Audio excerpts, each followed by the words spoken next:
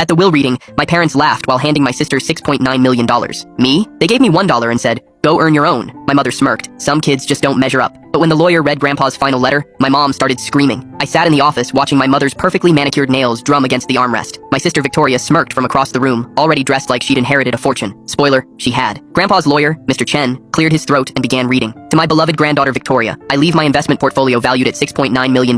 Victoria actually squealed. Mom grabbed her hand, eyes glistening with proud tears. Dad raised his glass of bourbon in celebration, like this was some kind of party. Then Mr. Chen turned to me, and to my grandson Marcus, I leave $1. The room erupted in laughter. Not polite chuckles, full belly laughs. Dad slapped his knee. Classic. Even in death, he knew which kid was worth investing in. Mom wiped her eyes, mascara smudging. Some kids just don't measure up, sweetheart. Maybe this will motivate you to finally earn your own. Victoria leaned back, scrolling her phone. Don't spend it all in one place, loser. I stared at the single dollar bill Mr. Chen slid across the table. 29 years of being invisible, summarized in one wrinkled bill. But Mr. Chen wasn't done. He pulled out a sealed envelope. There's one more thing. A personal letter your grandfather insisted I read aloud only if Marcus was present. Mom's smile faltered. What letter? Mr. Chen broke the seal and began reading in Grandpa's unmistakable voice. If you're hearing this, it means they took the bait. Marcus, I'm sorry for the theatrics, but I needed everyone in that room to show their true colors one final time. The room went dead silent. To my son and daughter-in-law, you spent 30 years comparing your children, choosing a favorite, making Marcus feel worthless while worshipping Victoria. You told him he'd never amount to anything, that he was the disappointment. I watched you do it, and it sickened me. Mom's face drained of color. Wait, Victoria, my dear, that $6.9 million,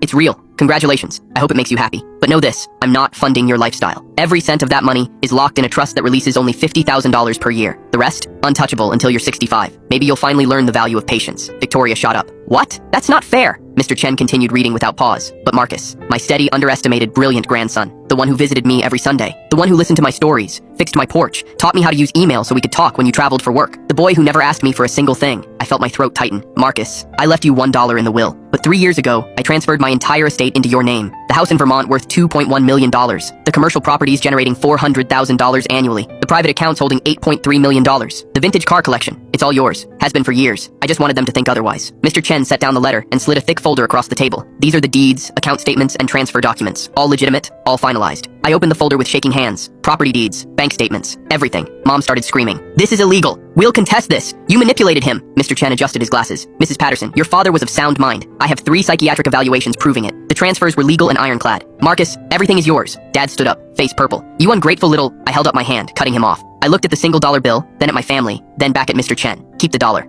I said quietly. Frame it. I want to remember this moment. Victoria was crying now, her $50,000 annual allowance suddenly looking pathetic. Mom couldn't form words. Dad stormed out. As I walked to my car, my phone buzzed. A text from Mom. We need to talk about this rationally. I replied, some kids just don't measure up, Mom. Maybe this will motivate you to finally earn my respect. Then I blocked her number. Grandpa taught me one final lesson. The people who truly love you don't wait until they're gone to show it.